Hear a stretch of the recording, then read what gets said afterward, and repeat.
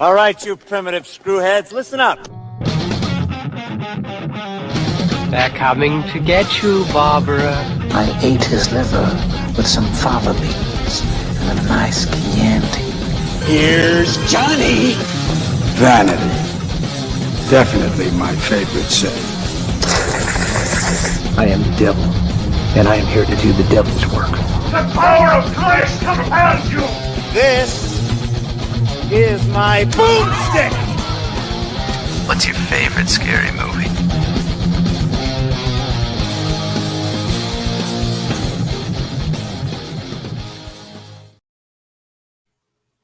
What's up, horror heads, and welcome to Shiver, a horror movie podcast. We are your hosts. I'm Daniel DeBona. And I'm David Ulloa. And we've been gone for a little bit. We took ourselves some time for Christmas. We were fresh. Dave, how were the holidays?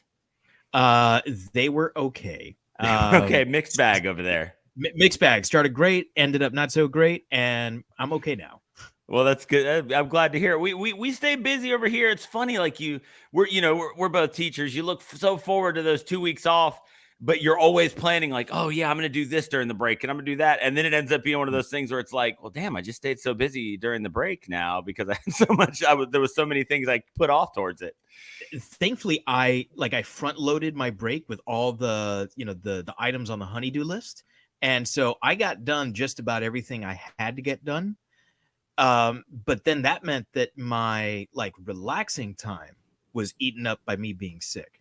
Right. Yeah. So, that really I mean, technically, yeah, I did lay back, but it was like kicking it in bed when I wasn't kicking it on the toilet. So, but we're back now. Poisoning, boys. Don't get it.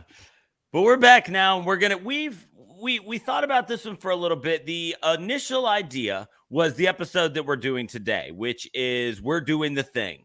Kurt Russell classic from John Carpenter classic starring Kurt Russell from 1982. And that originally I was like, yeah, we got to do The Thing when it gets cold, right? Granted, we're in the middle of a Indian summer here in Alabama. Our high today was 71. So wow, not it quite was cold cooler here in Miami than it was there. We've got a cold snap coming after some rain, but yeah, we hit 71 today. But so we wanted to do The Thing. And that was the initial idea. So we plugged that in. And then Dave hit me with something that I'd never heard before. And that is that The Thing is part of a series of movies called the Apocalypse Trilogy. So what we're going to do is we're going to finish up January by going through the Apocalypse Trilogy. So I'm going to start off with you, Dave, and just tell the people, what is the Apocalypse Trilogy? So the Apocalypse Trilogy is not it's not a story. So it's not like saying the Star Wars trilogy where there's a clear beginning, middle, and end. Right. It is a thematic trilogy. And so the phrase Apocalypse Trilogy was coined by John Carpenter himself after he had completed what would then be the third film in the trilogy. So it includes The Thing. The second installment is Prince of Darkness. And the final installment is In the Mouth of Madness. And they are totally unrelated. In fact, John Carpenter is the only thing they have in common. Right. However, thematically, they are very, very similar. They all explore end of world scenarios. What happens when we have no hope? What happens when it seems like it is over? How do we handle that? What do we do? Right. And what does it mean for the world? So each movie explores a different end of world scenario. The Thing is obviously the most iconic out of all of them. Right. Mixed reception when it first came out, and I think very quickly developed a cult following, which then turned into a mass appeal. This is one of the most popular sci-fi movies. It is one of the most popular horror movies. There's very few people, I think, that have not seen The Thing, and even fewer that have not heard of it. Right. Mm-hmm. Yeah, this movie is one that I've seen a ton of times. And look, I'm not going to bury the lead on this. This podcast is going to be us gushing about The Thing. I'm confident in that. This is a movie that I've seen a ton of times. Been a little while since I've seen it when I rewatched it last night. And so I went into it with not just the mindset of watching The Thing. I went into it with the mindset of like, okay, this is like, one doomsday scenario of three that we're gonna be approaching over the next couple weeks. So I kept trying. I kept that in mind as like this being the first drop in what would eventually be the end of the world. And so, I mean, obviously they don't, they tell you in the movie, like, this could be the end of the world. Right. Wilford Brimley runs a little computer simulation. It's like the world will end. But I didn't let that slip from my mind. And I was just constantly thinking about that. And when you approach this movie that way, when you're thinking about it as this apocalypse type thing, that's where so much of the horror and the terror of this movie set in. That's what's so great about this, the presentation of this movie. It's amazing because this is a movie that is very, very scary, but very, very scary in a different way from most of the things we've done on this show before. This movie is not rife with jump scares. No. There's a couple and they're dope. But it's a thinking man's horror movie, right? Like you're constantly trying to figure out who's the thing or what's the thing and what does this mean for the world and how are they going to stop it and all of those things just build the there's not a single relaxing moment in this movie. No, this is one of the most tense movies I think that have ever been made. Yeah, and so and like I said, just always in the back of my mind this time around, I was like, yeah, this is one of his visions for how the world ends. And man, when you go into it like that, this movie it's already incredible, but now it's next level because it's easy to predict the end of the world, right? Everybody who claims to have been a prophet has done it at some point ever since the invention of the nuclear bomb. That's pretty much what they all say, right? It's L. Ron Hubbard's even like, oh yeah, thermonuclear war is going to end it all. Everybody says that. That's the easy way out. This is one of the most unique and fascinating ways I've ever seen someone present as the beginning of an end of world scenario, and keeping that fresh as I watched it made this a brand new experience for me. And what's really interesting about that is that as really modern as the movie is, because it doesn't feel dated at all. No. Thankfully, that like really isolated scenario helps keep things in like a timeless area where like it's like it could very well be today, with the exception that like some of the technology would be out of date. Right. Like they would still have to communicate with like shortwave radio. Right. Like that's how you communicate. And it would still be affected by storms and things like that. Exactly. So things like Wi-Fi, like I don't know how effective it is in the Arctic. Right. I just barely know how internet works anyway, right? Like I get how it works when it's on my phone. Yeah, but like the actual internet that's in the air, that shit's magic. I don't claim to understand what 5G even means, except for it's better now that they built a tower a mile and a half from my house. Yeah, and I mean I have to get better 5G now that I've got a couple rounds of the of the the shot at me. Right, exactly. I have to. Right. It's an imperative at this point. Yeah. So I am internet. I am the internet. I am the walrus cuckoo cuckoo. So the really interesting thing, I think, is that as timeless as it feels, the movie itself is kind of a throwback to those 1950s style like political thrillers, right, that are like masquerading as like sci-fi horror movies. So movies like the pod one. Invasion of the Body Snatchers. No, Invasion of the Body Snatchers. Invasion of the Body Thank Snatchers, you. okay. Yeah, how the fuck did I forget that? Things like Invasion of the Body Snatchers, like The Thing from Another World, right? Yeah. These are movies that had a lot to say about the times, and that's what was really scary. Like, sure, the scenario that they were dropping you in was scary. But this movie really is just a more faithful adaptation of the original short story that The Thing from Another World was based on. They didn't have the technology. Yeah, Who Goes There? That's it. Yeah. They didn't have the technology to do The Thing the way that Carpenter did, because it was made in 1951 or 53 or whatever it was. So it was a plant-based humanoid. But that's really the only difference. The core concept is the same.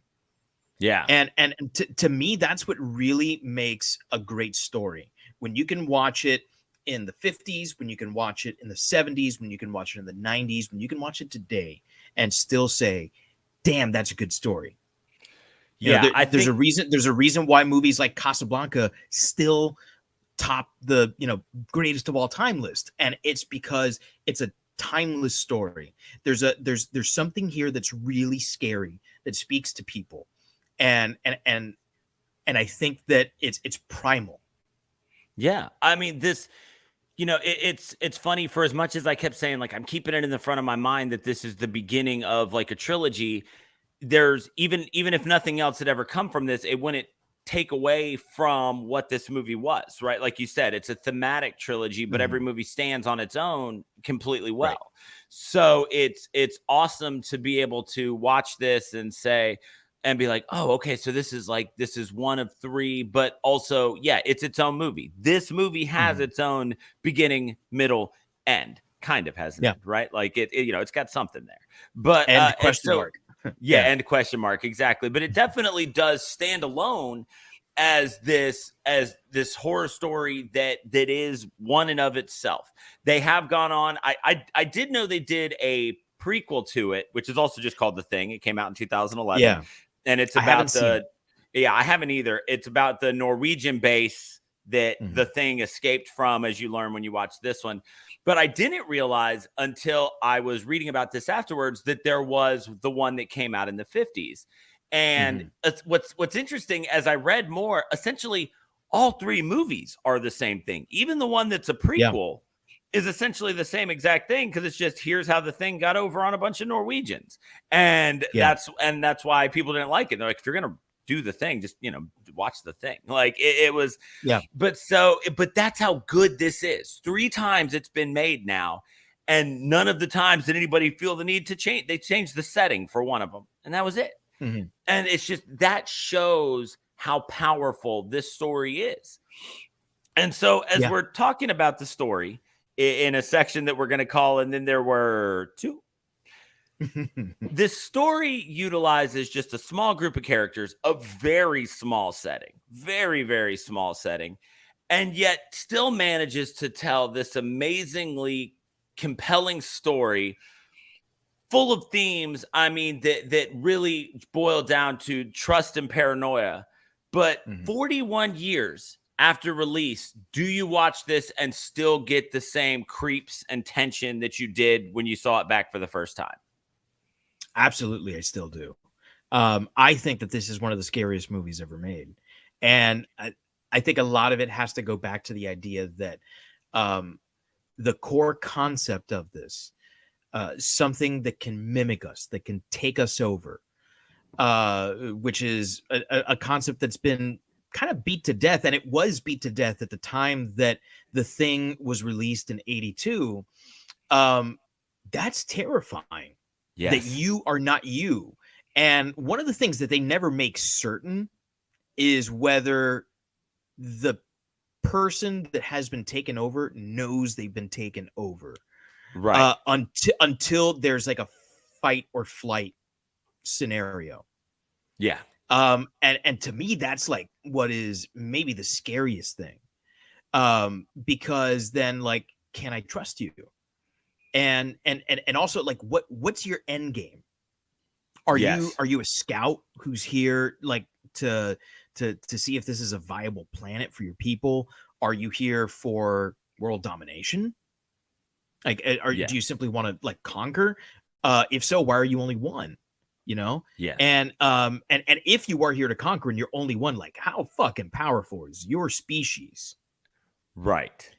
So yeah. Also, then you've got the idea of the monster, the fact that it can function independent of its own cells. That's so crazy. Like that's the part, right? That's the thing where it's just like, okay, yeah, it mimics other things. But one of the things that's oddly unexplained, yet that makes it more terrifying about this movie is, that idea of like, so when it mimics something or takes it over, like what happens to the one that was there before, right? Like the one that is now mimicking the other one. Like it does it, because when it seems to mimic these people, we never see these people's bodies turn up and then see them somewhere else, right? So it doesn't, like that part is so unexplained and so weird, but makes it so much scarier. So I think there's an implication because when Professor Brimley is running the like scenario on the computer, right? It shows the cell attacking another cell, assuming the cell, and then going about its business. So I think that there's like a total disintegration of the other. And that all of its information, physical, metaphysical, all of it is assumed. Okay. Yeah. Because That makes sense. Because it has the ability to mimic perfectly. It's not just a physical mimicking, it's memories, it's voice. And granted, like, you can control voice by, it's a physical thing. My voice is always going to sound like this because of how tight my vocal cords are pulled, because of the shape of my throat. It's the reason why you probably sound somewhat like your dad and I sound somewhat like my dad, because we share similar physiques, right? So, but how we use our voice, like the tone of voice, the like how you enunciate, things like that. Your cadence of speech. Your cadence, that is totally unique to you. And this thing can mimic that. So it assumes absolutely every single part of you and leaves nothing. And that's, I think, one of the scariest things is that there is no record of your existence. You are now it. It is you. And you join the multiple other things that it has assumed in its path, that it has consumed in its path. What I don't know is if this thing is like a virus, right? That when it like does something to you, do you become part of it, or does it become part of you? I don't know if that makes sense. Yeah, no, and that's like does it split, right? Is there like what's that called? Mitosis, right? Yes. Is it mitosis right? is splitting? Yeah, meiosis. Yeah, mitosis. One of those, right? Two. So it's one of those two things. The scientists can come in here and rant and rave later. But is there a splitting? Oh, we're gonna get emails. Yeah. You don't remember your fourth grade biology, and I don't. Sorry. I had a really hot science teacher in fourth grade. Nice. That's all I remember. I don't know if there's like a splitting and the thing now is more than what it was before, or does it just like stop being the other thing that it was and turn into something else, right? And then the thing that it was before is no more. I think that it does infect and then still exist, because they always like they'll burn one, but then somebody else is like still infected, right? So it doesn't seem to just like Or when I think it's Fuchs is the one who's like sitting there getting choked and the guy freaks out and runs off. And then when they come back, he's like out in the snow and the one hand hasn't fully developed yet. But there was still something under that sheet there. And then there was still time for other people to become infected. It has to be that it splits. Because if even one drop of blood can work independently of the other, then that means that drop of blood can then infect the other drops of blood in your system. And then spread that. Yeah, it's got to be. It's almost like a colony organism, because when Kurt Russell has the realization that the dude's head like rips off and becomes its own thing, and it starts to crawl. God, it's so freaky, and it starts to crawl away. So he has the idea to test everybody's blood because he's like, even your blood will fight because every bit of you operates independently at that point. So it does seem that it's like some sort of virus that just takes over every cell of your body, because at the very beginning when Dr. Blair is he gets into that bizarre thing that they bring back from the Norwegian base, and he's like, all the organs are normal, right? Like he's like, there's intestines and a heart and lungs, so it seems to just infect. And so it's got to be right that it infects you, but it can still exist, which is why when it's all said and done, they kind of come to that realization of, look, nobody's getting out of here alive. We've just got to make sure that it doesn't get out of here alive either. Yeah. And so, it's got to be kind of that. But what's incredible about this movie and the story that it tells is the idea of isolation and cabin fever and trust, right? I mean, anybody who's ever had a central roommate, to the movie, right? Anybody who's ever had a roommate, like, and I, not even an outpost in the middle of nowhere, you've had a roommate. I remember when I went to college, people were always like, be careful about like moving in with your friends, right? Because you're going to spend so much time with them. You guys might not be friends anymore. And I mean, you spend that much time with somebody, you eventually just little things they do just start to drive you crazy. And so you're already kind of on edge. Yeah, exactly. Been there. And so you've already kind of on edge about these people. Plus, it's not like these are people who are lifelong friends. These are people who are obviously just thrown together for whatever this outpost mission is. And so they're already kind of on each other's nerves. Like you can tell that Keith David and McCready have never gotten a Childs is Keith David. Yeah. So you can tell that Childs and McCready have never gotten along, right? They're just, these guys aren't broing out and playing cards in their downtime. And so now that they have a reason to suddenly not trust anybody, it boils over so fast. Yeah, that is what I love. Like Kurt Russell goes from, okay, let's figure this out, let's talk to the doc, to fuck y'all, I got dynamite, back off. Right? Yeah. Like that. Yeah, that escalates really fast. Yes. And they go from, ooh, let's listen to McCready, to I cut the guide rope, screw him, he's stuck in the snow. Like all of that just happens instantaneously. And whenever we've done zombie movies, we've always talked about this idea of the true story being about the survivors and their relationships and how they're going to get by. This is the antithesis of that story. This is the ultimate strain to put on those relationships. And you're just watching, that all of these things are going to break down. You're just wondering how long it's going to take for all of this to break down. You're at no point was ever like, I can't wait till they get out of this and they're all friends again. It's just like, well, how long until everyone shoots someone, right? Well, very early on, because Blair, when he's running a scenario on the computer, it tells him total infection of like world population in, what was it, like 27,000 hours or 270,000 hours, something like that. It was less than a year. Not a long time. Not a long time. Yeah. And so so it's just that concept of just never being able to trust anyone. That's where the horror of this sets in. Whereas in the zombie movie, it's about desperately trying to find people you can trust. In The Thing, it's about just, you know what? No, you are trying to survive. You can trust no one. And that the complete and total societal breakdown in the course of like 36 hours when this storm hits is honestly terrifying.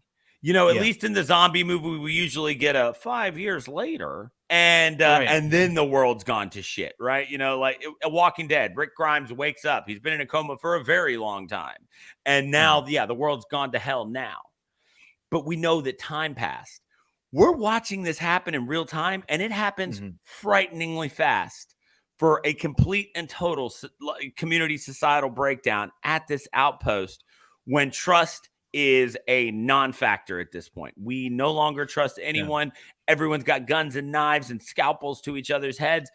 It's just, it's wild to think about. You've been with these people for so long, and they're the only thing you've known for however long these people have been at this outpost. And now suddenly, no, to hell with them. I'm done with those guys. Nobody's trustworthy. That's really scary how quickly that escalation comes in. And what's really interesting, I think, is that this movie is often put alongside Alien when particularly when you're talking about like economy of characters, economy of setting. These are movies that maximize the budget that they have, which was not inconsiderable. This was the first big budget movie that John Carpenter ever made. And it was still only $15 million. Yeah, well, I mean, that wasn't an insignificant sum of money in 82. But the one I always go back to like put things into perspective is Raiders of the Lost Ark. Raiders was made for $20 million back in 81. So this was made for less money than Raiders, about $5 million less than Raiders was a year later. So right around that same time, and the special effects are on par. But they do that by bringing the scale down. And instead of saying, "Hey, we're going to fucking Egypt," instead of saying, you know, "Hey, we're going here, we're going there." Morocco, here we come. Yeah, it's not some like James Bond adventure where you're going globetrotting. You're in one place almost the entire time, and you've got your core group of characters, and that's it. What's really interesting to me is that those two movies, Alien and The Thing, pretty much work exactly the same way. You're up against some unbelievable monster that there is no way that you're going to beat. Right. The odds are against you. But it's how that group of people works together. Because in Alien, they are broken up at the beginning. Right? You've got like the blue collar workers who are like, fuck the man. And then you've got the people up top who are like, hey, we got to do this for the company. Right. And then they come together. In this one, they're all like, hey, we got to figure shit out. I'm not flying that thing unless I have to. No, don't worry. You don't have to fly if you don't feel comfortable. And then later it's like, fuck McCready and fuck you. Right? You're cool, but fuck you.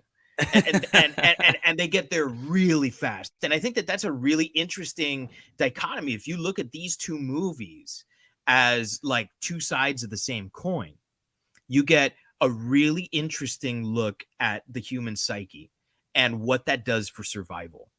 Because as soon as there's a breakdown in the team effort in Alien, right, shit goes haywire.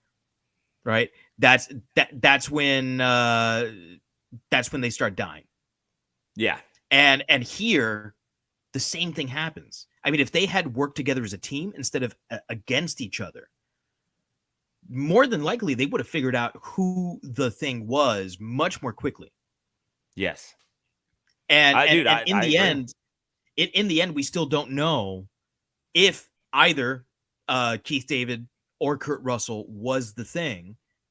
And if one of them was, who was it? Yeah. We have no way of knowing.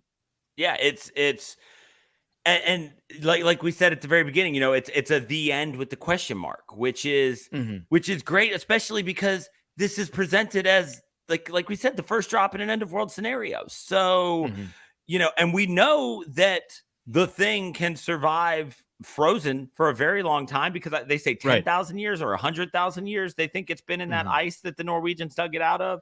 And they're just, let's just sit here for a minute and see what happens. Roll credits. And it's like, well, shit, is the world going to end? So how do you think it ends?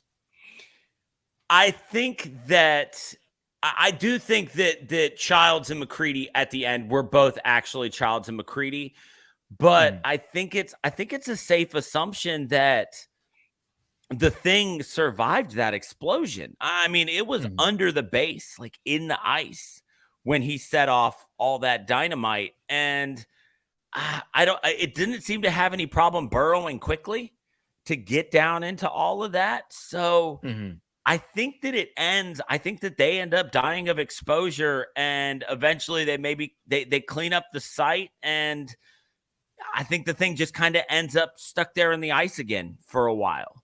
I think that it's still out there, just waiting for its moment. When it realized that this wasn't its time, well, I've been here 100,000 already. What have I got to lose? Let's just try again later.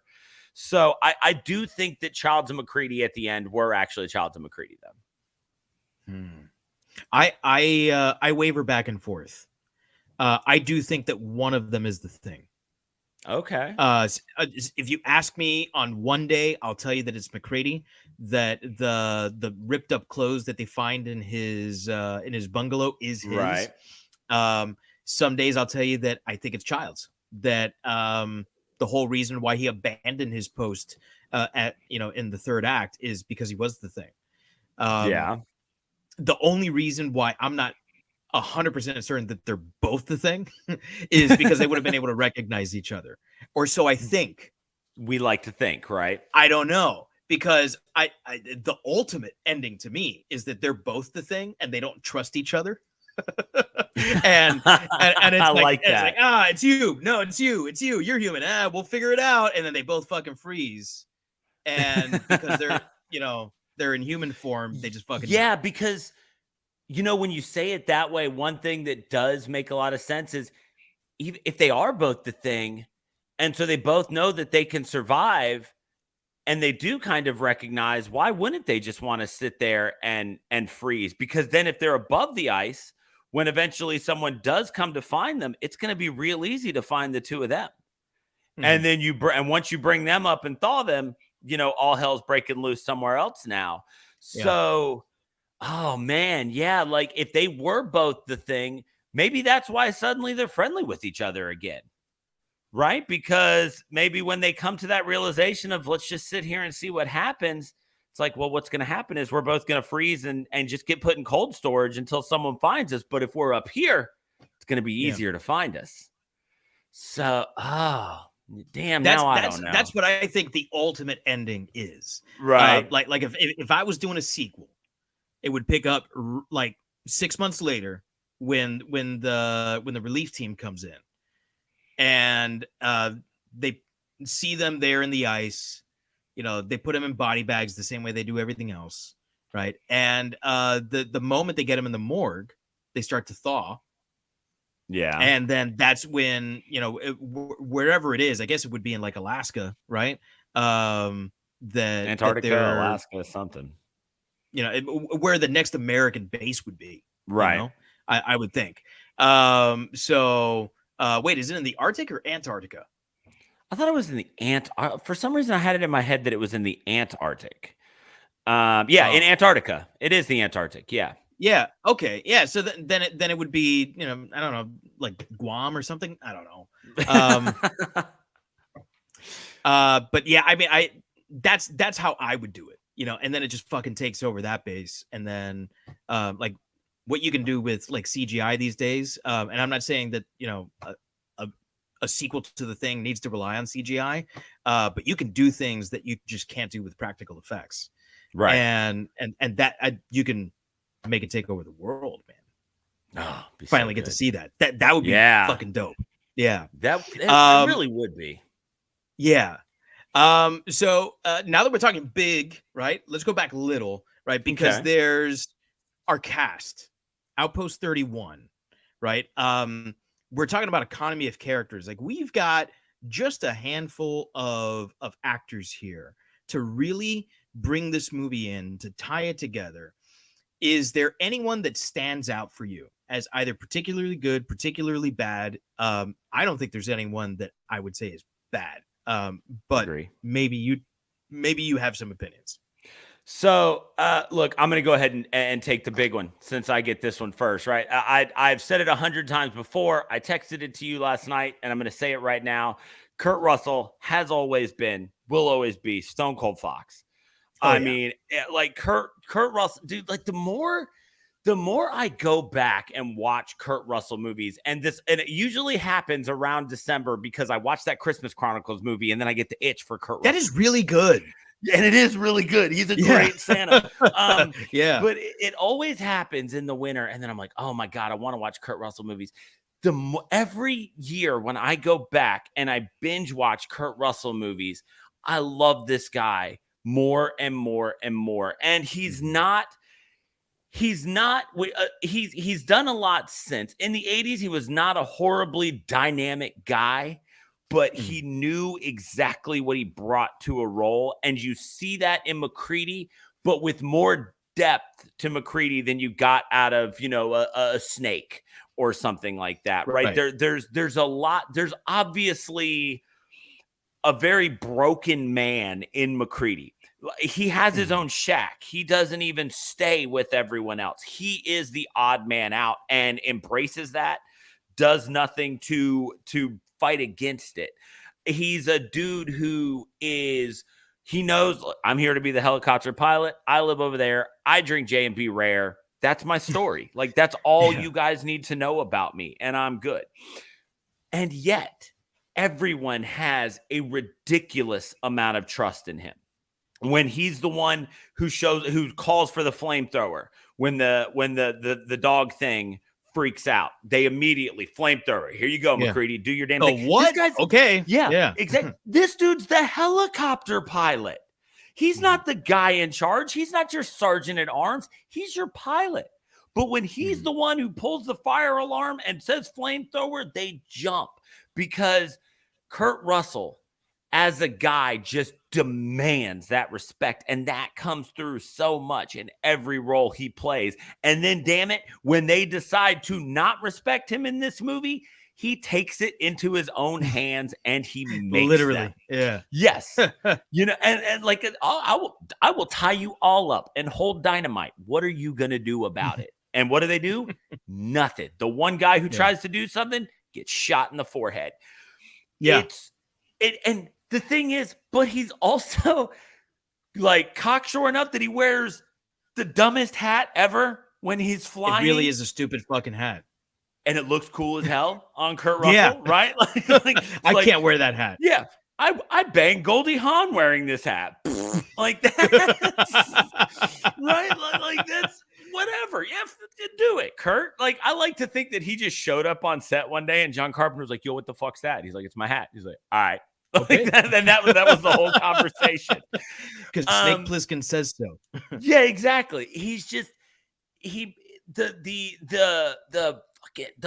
balls, the gravitas that Kurt Russell brings to that role of McCready is untouchable. It's just so good. As many times as I've seen this movie, and as much as I was like, I'm going to talk about this guy and that guy. No, man, he steals the show. It is the Kurt Russell show for an hour and 42 minutes, and I'm here for it. The thing with Kurt Russell, which I don't think people give him enough credit for, is that no matter what you're in the mood to watch, there's a Kurt Russell movie for it. Correct. He's like a Hallmark card. Yeah, he's one of these guys where, he's been working since like the 50s. Right. Because he did a lot of those like Disney comedies in the 50s, those live action ones, or the 60s, sorry. And so like, you want a comedy, you can watch some of those early Disney stuff. If you want like a newer comedy, I guess, like go to fucking Overboard, go to Used Cars, Captain Ron. Captain Ron, dude. You want action, You've got Escape from New York. You've got Big Trouble in Little China. You've got Tango and Cash, one of the best, worst movies of all fucking time. Yes, right? absolutely. Yeah, man. You want fucking. You want Western? Go Tombstone. Western, Tombstone. Fucking Bone Tomahawk. Right. Yeah. You want thrillers? Fucking Death Proof. You got fucking Vanilla Sky. You've got fucking Executive Decision. The Hateful Eight. I mean, and there you go with another Western again. I mean, this guy, whatever the fuck you want to watch, you can watch a Kurt Russell movie. I'm in the mood for a comedy. Here you go. Family movies too. Sky High. Yeah. The Christmas Sky Chronicles. High. Yeah. Does Christmas all, movies, man. Yeah. every single time you want to watch a movie, you can put on a Kurt Russell movie and you're fine. Because it's going to be good because Kurt Russell's in it. Yeah, absolutely. Man. Yeah, so I'm not going to add anything else about his performance in the movie because like you just fucking nailed it. I mean, he's the man. There's two guys that I'm just going to touch upon. One is Wilford Brimley as Blair. Blair, yeah. Fuck, man, he is so damn good. And I know that it's really easy to think of Wilford Brimley as the diabetes guy. Diabetes guy. because we all grew up with those commercials while we were watching The Price is Right when we were homesick, right? But he really is a great actor. And he does a fantastic job of selling this guy who knows too much. Yeah. That's really his downfall, is that he simply knows too much. And you can mark the point when he becomes the Thing, because he goes from stark raving mad to I'm all better now. Yeah, and I would like to come back inside. Yeah.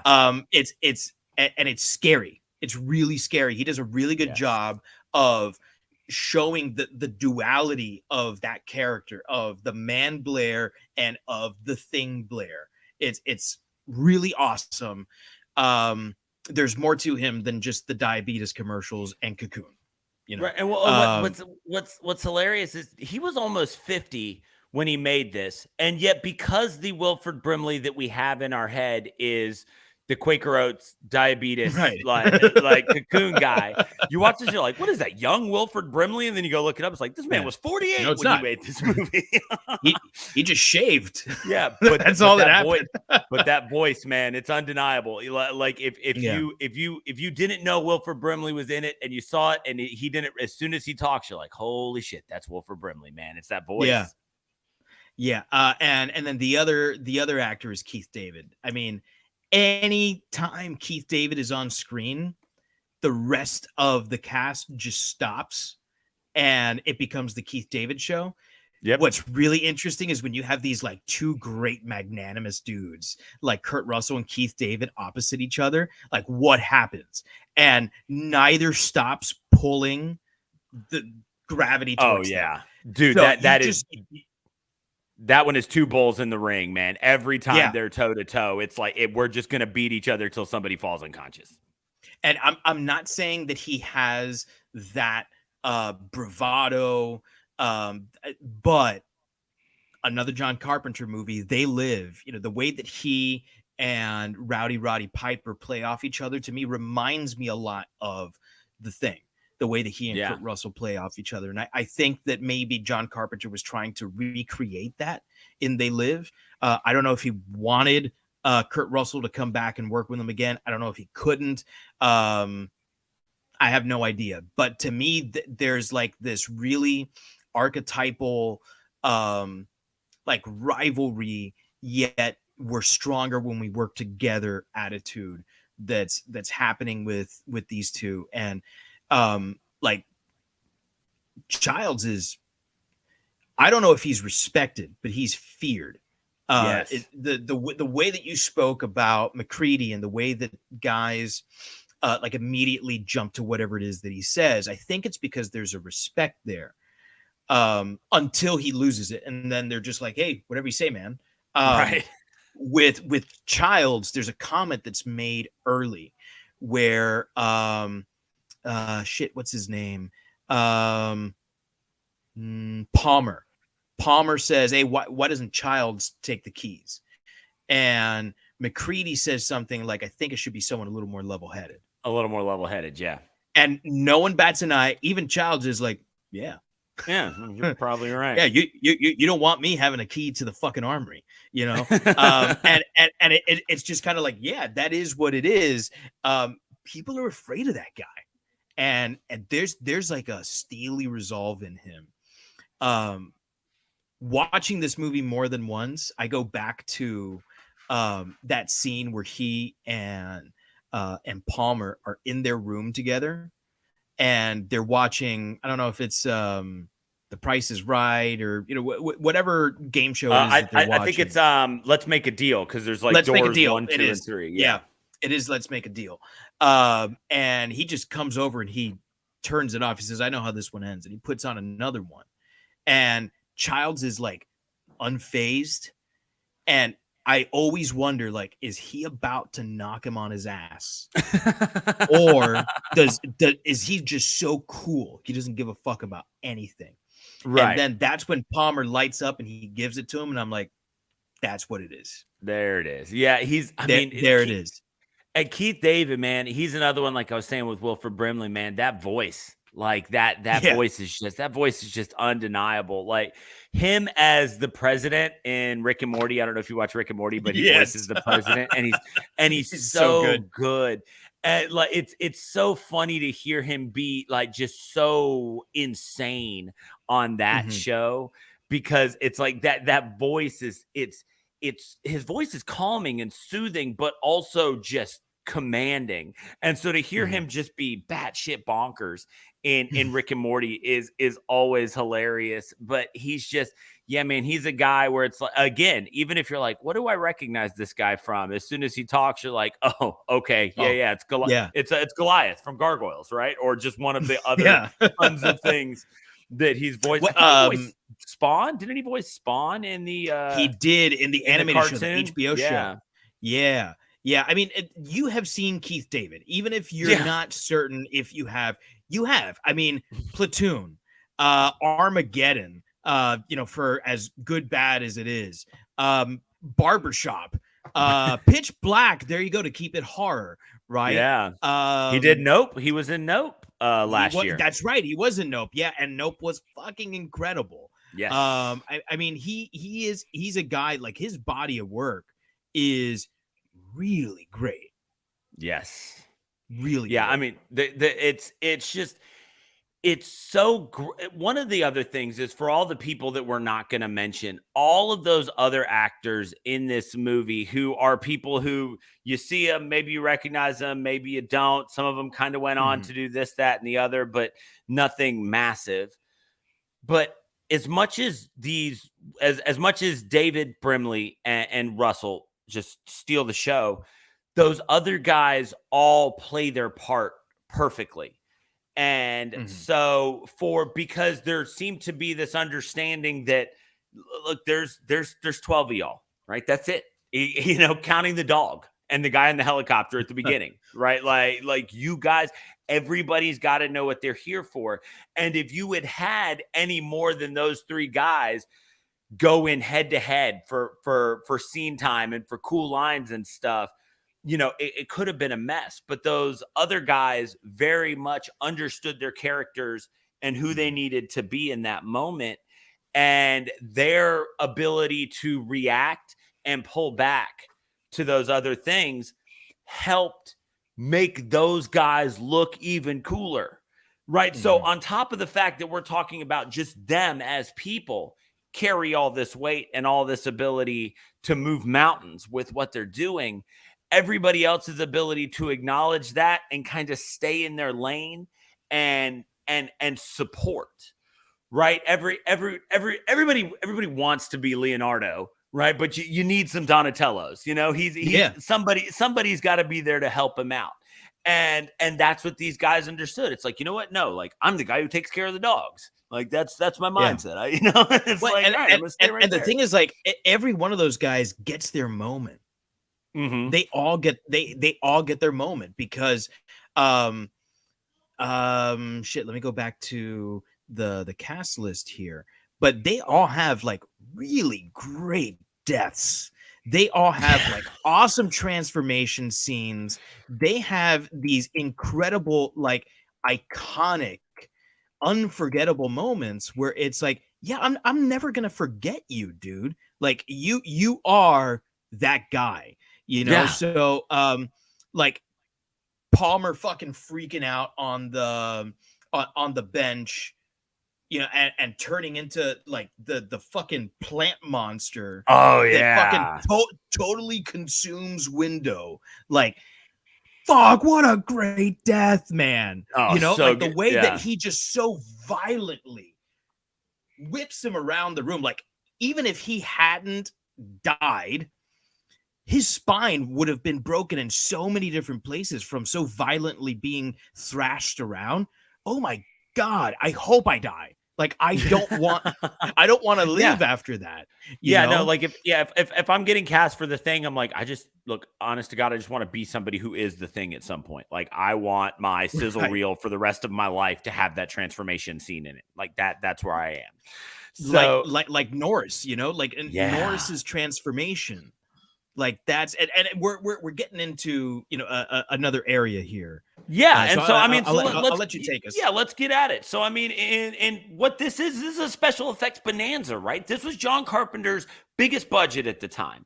So when you're watching this now, it like we've said, 41 years later, we're well into special effects have gone light years beyond what John Carpenter had his hands on in this.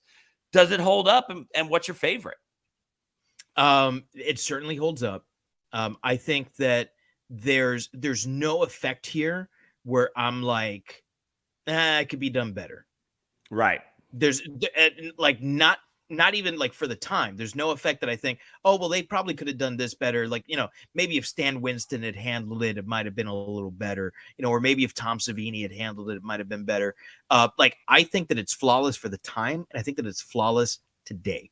I don't think there's any way that you can improve any of these effects. There's no amount of computer graphics that you can slap on this thing that is going to make it look better. Right. And I most definitely have a favorite, and it's Norris. Norris's transformation when he's dead and on the table, and the fucking doctor just takes his hands and he puts the defibrillator to him and gets his arms just chomped off. Oh my God. Every time I go, and I'm smiling and I'm cringing, and every muscle in my body is pulled tight. And then as the head is just like sliding off, it's like, how is this fucking happening? I don't know. I know that this isn't the first body horror movie ever, because I guess you can kind of make the claim that Frankenstein is the first body horror. Okay. Yeah. You know, and Cronenberg had definitely made Rabid before this. I think he had made Shiver before this as well. Shiver was before this. So which is not where we get our name from, but you know, it's nice that that there is that connection there. You know, and Cronenberg is the master of body horror, and we will eventually get to some of Cronenberg's stuff. But I think that this was the movie that kind of bumped it up to another level, because everything that Cronenberg had been doing at that time was really low budget and hadn't really been given the money that he needed to do what he wanted. By the time he gets the funding to do The Fly and to do Videodrome, like that's when he's like firing on all cylinders. Right. But this movie is Carpenter firing on all cylinders, and he's taking all this stuff that's starting to emerge in this body horror genre, and he's like, yeah, let's fucking do it. Like, let's just go balls to the wall, and let's make you afraid of your body. Let's make you afraid of what can happen to your body. And I don't think that any transformation for me quite gets to me the way Norris's does. Dude, we will always, for as long as we are doing Shiver, I think we will always go back to this concept of good practical effects will always stand up. CGI evolves so fast that you don't have to go back very far to find CGI effects that weren't that great. No. God, just last summer, I went back and rewatched all the Harry Potter movies with my kids, and man, that cave troll at the beginning is rough, right? Very and rough. that's not that old. But dude, these special effects 40 years later, they're huge. This special effects coordinator on this was Rob Botton. And just FYI for the listeners, I mean, just a couple of things from this man's amazing filmography that are movies that the two of us adore. This is the guy who did special effects for King Kong in 76, Star Wars in 77. He did the Fog. He did Total Recall, RoboCop movies, 7, and recently even did stuff for Game of Thrones. I mean, this guy has been doing it, right? He has, and it's funny because it's a name that we always talk about the Tom Savinis and the Greg Nicoteros of the world, and we know those names. But this is a guy, you look it up and you're like, man, people should know this guy's name, because you're right. These effects are so wild. It's so good. And not just the motion effects, like God, you're right though. That defibrillator scene, like that hole in his chest opens up out of nowhere. Yeah. It's so crazy how I've seen this movie so many times, and every time I can't remember the exact moment when it's going to happen, because there's no precursor to it. No, there's nothing that's like, oh, it's about to happen. It's just like, wait, does he shock him twice, 3 times? When does he go in and it happens? And then just all of a sudden there's a chasm in Norris's body full of teeth. But yeah, like I love that. I love that one. I love when the head slides off and it grows the legs. But my favorite transformation, just death, is the very first time you see it. You see the thing, man, when it's the dog. That's that a great thing one. just, especially because if it's your first time watching and you have no idea what the thing is really yet, and the first glimpse of it you get is this dog's head splitting open like an orange peel, and like the skull falling out, and that tongue flailing around, and the tentacles come out of everywhere and starts spewing acid. That one just kept going. There just kept being more and more parts of that transformation, and they managed to get more gruesome and grotesque every single time. Then it sprouts up and it starts to go up towards the ceiling, and it's got a whole different head up there, and I can remember, I think I was 13 or 14, because it was right around beginning of high school was the first time that I saw this movie. And I can remember just being like, I've never seen anything like this. This is so far beyond anything I could imagine special effects to be at the time. And so now, 25 years later, I'm watching it and I'm still going, damn, are there special effects this good happening now? And the thing is, and it's not just because the effects are so good, which they are, down to the stationary effects. Just the one thing that they bring back from the Norwegian lab, where it's got the faces split and it's kind of like two faces, but it's one big mouth. Just that stationary thing is already just the stuff of nightmares. But you look at those effects, and this is a keystone moment in body horror, because from this point forward, anything that transforms has got a touch of the thing in it. Stranger Things, the Demogorgon is exactly what it looks like when that dog's face splits open, because that is a terrifying effect. This was all so insanely original and creative. And every time you think they can't up the ante again, they do it. They just keep coming, down to the fact that one of the very last kill that the thing has is when Brimley just grabs the other dude's face and he shoves his fingers up in his skin. And there's an angle where you see like 2/3 of his fingers are buried in this guy's face. And it doesn't look like they're buried in a mask of the guy's face because you can still perfectly see everything. It just looks like he is sinking his hand. And then you just kind of barely see where his hand and the guy's face have become one as he drags him off. It's incredible. Yeah. It's just, it's so amazing that we can do this, and we can watch something that came out last year and be floored by something new that they came up with. But you can also go back and whenever we go back and we do these ones that are 30, 40, 50 years old, you go, man, there are a lot of things that we've talked about or that I like that are, use the word homage, use the word ripoff, whichever one you want. But it's always so great to go back and find the primordial ooze of things that are happening now. And that's what the thing is, man. It is, the thing walked so every movie for the next 42 years that was going to do grotesque body effects could run. And it set one hell of a bar for the very first one too.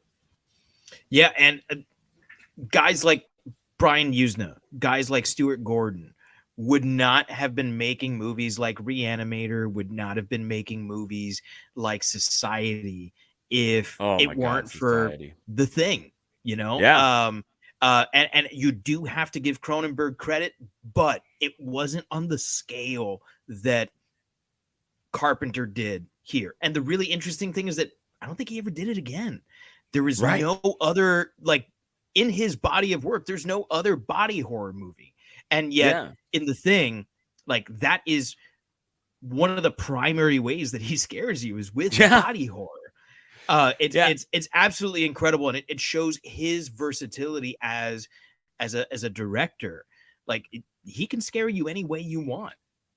There was one other special effect that really stood out to me, and that wasn't one of the transformations or something, but it's so stunning and startling that it burns in the back of my retinas every time I watch this movie. And when they get to the Norwegian base and they find the one guy who apparently decided, I don't know if I'm the thing, so I'm going to kill myself. And so he's got the razor blade in his hand, and he's got this incredibly deep gash in his neck, which hurts me every time because the insinuation, the idea is that he did this to himself. But there's a moment where they show just how cold it is in Antarctica because they show where he slit his wrist and the blood is frozen solid as it was still dripping from his wrist. And it's this, again, stationary effect that is long lasting for remembering how cool that looked. Yeah. You can look at this movie and find a special effect shot in almost every scene. Yeah. And it's a memorable one, which is absolutely incredible. There's only one more area that I think we should get into before we rate the movie. And it's something that I think we're going to do for every one of the Apocalypse trilogy. And it's a category that I'm calling Apocalypse Ability. I love it. So basically what we're doing here is that since every one of the trilogy is a doomsday scenario, is an end of world time scenario, how scary is this apocalypse for you personally? And do you think that this is a worst case scenario? Like, can you think of a possible worse apocalypse? So of the next three we're going to do, next week will actually be the first time that I've seen Prince of Darkness. So I'm very fantastic. excited. So I'm very excited to get into that one and have a comparison there. But when I'm looking at this, man, I think that John Carpenter tapped into something really primal with this end of world scenario, because while it is an alien and it is a monster that's eventually going to get us, the last thing that you're going to remember is that it was your friend that got you, right? That's going to be it, that when your life flashes before your eyes, it's because even though the second before it happened, you're going to realize it's not your friend.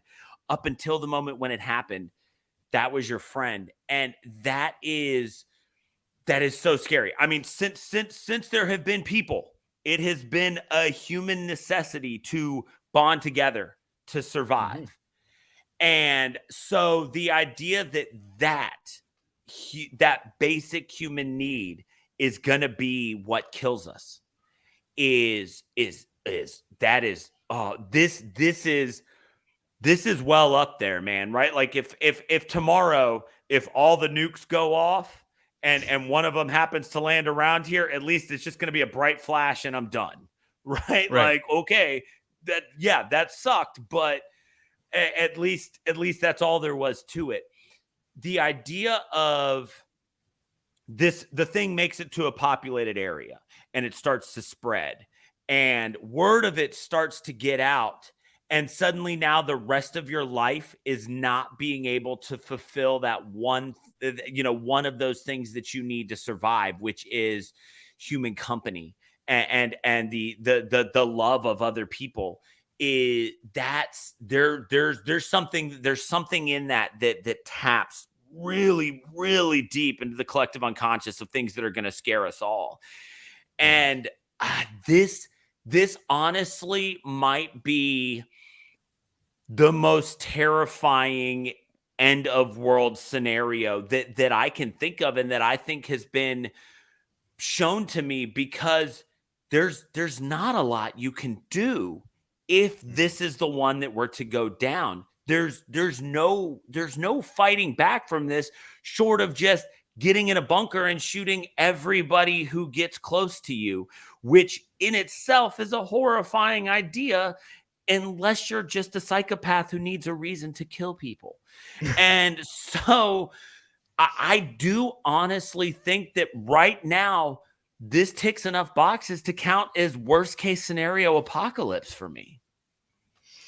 I do think that this is an absolutely terrifying apocalypse. I don't know if something like the thing itself, like some sort of space monster or whatever, is the scariest thing that I can think of.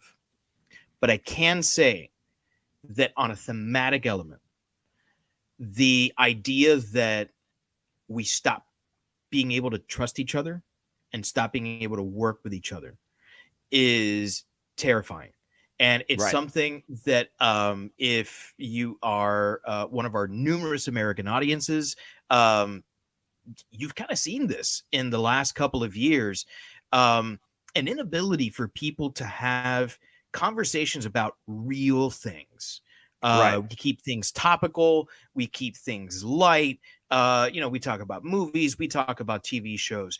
But fewer the people that you can have a conversation about really the things that matter.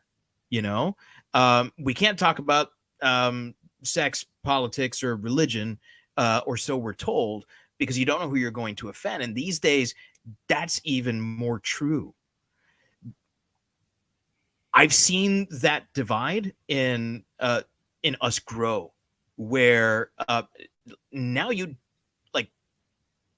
don't talk to that person. Right. I totally cut you out. And for me, that's a really scary thing, that we've come to a point in society where I don't trust you. You're not like me. You're one of the others. Right. And very tribal.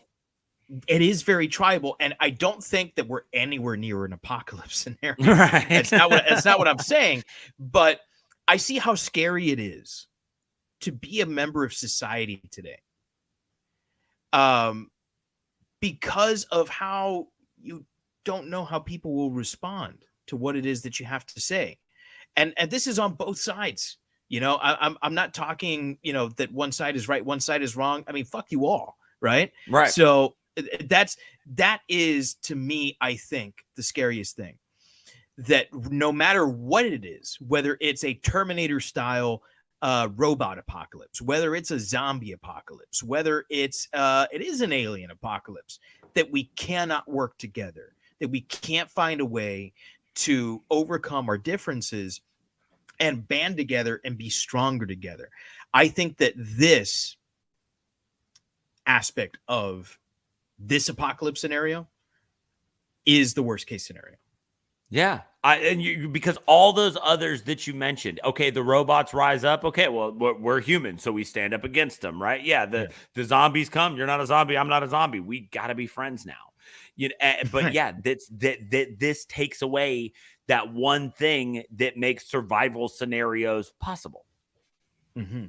And so it's just, man, yeah, like I can't. This one. Yeah, this one's up there, dude. It ticks a whole lot of boxes. It's a terrifying idea of not knowing what is, in the car next to you or sitting across the lunch table from you or just whatever. And like I said, we saw a group this small that yeah, I'm sure they had their differences because they were together all the time, but they had to have helped each other out to survive. They're in Antarctica, for God's sakes. They broke down that fast. How quickly is a society like you were talking about that already has some pretty thick lines in the sand going to break down? How much easier is it going to be to say, fuck that guy. I bet he's a thing anyway. Now you've just got now you've just got another reason, except for the idea of his existence could possibly be threatening your life now, which is brand new for a lot of people. Is just this idea that I thought he was a thing. What could I do? And God, man, it's scary. It's really, really scary. Like every time Wilford Brimley runs that scenario, and it is that is one effect that I guess doesn't age well, right? Like that computer again, strong alien vibes on that computer. But it's every time he runs that. At least scenario, it doesn't have the processing noise that Mother does. Yeah, good point. But like every time he runs that scenario, I'm like, that's grand scheme of things, total time that civilization has existed. Nothing. That's not very long. Yeah, no, not at all. Yeah, not at all. It's like So and so we've got 2 more weeks of looking at them and we're gonna compare and we're gonna say, but right now, this is definitely my worst case apocalypse scenario. So speaking of comparing and getting into it, the only thing that's left is to rate this thing. And so for just a reminder for anybody out there listening, when we look at a movie, we only rate it against itself. So while the apocalypse ability area that will proceed for the next 3 weeks, or if you were listening in December, the how Christmassy a movie is, while that section's going to carry over, and that's what we'll compare things. When we're in rating, we're only looking at the movie itself. So we're only looking at the thing, which is why for every movie, we like to create a unique rating system. We kicked around a couple of things, but I mean, when it's all said and done, we both agreed it was our favorite kill. And so with the alliteration and all, Dave, I want to know, out of a possible 5 chest chompers, what do you give the thing? If I don't gold star this and give it 6 out of 5 chest chompers, I'm not going to be able to sleep with myself tonight. Correct. Like I will not sleep easy. I'm gonna go and I'm getting flustered just thinking about not giving it 6 out of 5. So it's got to be the most perfect 6 out of 5 chest chompers for me, for every fucking reason that we've talked about for the last hour and 14 minutes. Yeah, exactly. The entire time I'm sitting there watching it, I'm like, I mean, this part's the given. Right. This is absolutely this movie. This movie's a gold star with the bullet. This is an untouchable movie. And it's one of those ones where there's this amazing idea of trust. There's this idea of societal breakdown. There's an alien invasion. There's amazing special effects. There's a great cast. There's a great setting. This was such a perfect place to have this in Antarctica and to have a reason why this thing is just now getting around. Every little bit of this movie in true John Carpenter style is so perfectly thought out and so just amazingly made that there was never any doubt. Like as soon as that super cheesy UFO flies by at the very beginning of this movie before it even says the thing, and then we get that cool effect where the thing just appears up on the screen. I'm like, oh yeah, it's a gold star. All right, cool, write it down. Yep. It was a done deal. This is one that there was never any doubt what we were going to rate it. I was just so hyped to watch it again and get to talk about it. Yeah. And I hope that everybody listening has enjoyed us just being on this one, because it is such an amazing movie. And it's weird because I feel like we were a little all over the place on this episode. Mm-hmm. And I don't think it has anything to do with the fact that, we took a couple of weeks off. I think it's just that when you love something so much, you keep remembering like, oh, wait, but this other thing. Oh, but also this other fucking thing. And then you're just going all over the place talking about how amazing this thing is. This is one of the most perfect things ever created. Things. I'm not talking movie, like just anything. All right. If an alien were to come to our planet today and say, show me something, I'd say, sit on my couch, I'm gonna put it on the thing, and popcorn. And, right. and then the alien will be happy. And hopefully not because popcorn also one of the most perfect things. Yeah. So it really you prefer buttered popcorn or kettle corn? Or does it depend on your butter? No. Okay. I will eat kettle corn if it's all that's available. But if given the choice 5 out of 5 times, salty, buttery, I want savory popcorn, not sweet. Okay. All right. Interesting. Now I will put the candy in the popcorn. Right. Okay. I'll put so the like M&Ms sweet with your savory. Yeah. Put the M&Ms in there, and then just get the handful. So you got the butter, the salt, and the chocolate in one bite. Yeah. But even without that option, movie theater style popcorn for me all the time. What about you? Most times I will do that. I'll say 3 out of 5 times. The other 2 times it's going to be kettle corn. And on occasion, the kettle corn will become caramel corn. See, and I, like I said, that if I will back it up, and I will say 9 out of 10 times, because there is a movie theater here that actually has like cheddar and caramel popcorn, and every once in a while, but again, cheddar's still a savory one, but every once in a while, I do like cheddar. Cheddar's I'll great. go and get the mix or get one of those. But I'm usually a butter and salt guy when it comes to my popcorn. That's all we carry here, because I don't eat popcorn enough to merit buying popcorn. And so we just buy what the wife wants, and she is like staunch, like this is a butter popcorn house, movie theater style popcorn house. I could show you the size of the box that we have here. Christmas time, it's insane. Christmas time, I'll usually go through one of the tins, the tri tin. It's got the butter, the cheddar, and the caramel. I'll usually go through one of those tins around Christmas time, because it's just a Christmassy thing. It's like that and Danish butter cookies. I only eat it in December, right? All right. Well, thank you for tuning in. We hope that you've enjoyed us just absolutely creaming ourselves over the thing. There's no math to be done here. This is a certified gold star Shiver horror movie. The thing's incredible. We look forward to doing the Apocalypse Trilogy. I'm really excited about Prince of Darkness next week. Like I said, I've never seen that one. I have seen I'm excited for you. It's been a long time. But if you are interested in what we're doing, if you like it, do us 2 favors. 1, follow us on all our social media. You can find us at ShiverPod. We're everywhere at ShiverPod. Instagram, Twitter, Facebook, and YouTube. You can find us in all of those places. If you head to shiverpod.com, you can find links to all of those things, as well as links to all of your favorite places to get your podcast. I did recently get word that there is a problem with our stream when it comes to Last.fm. So we need to fix our RSS stream on that. So if you listen on Last.fm, we are working on that. But if you listen on any of those other places, you can find us on Spotify. If you like us and you listen to us on Spotify and iTunes, drop us that review. Help us move up that algorithm a little bit. We greatly appreciate that. Anything you can do to get the word out there. We want to be telling more people about how much we love the thing. But we appreciate each and every one of you guys that is listening. So make sure you head to shiverpod.com. Find all those links.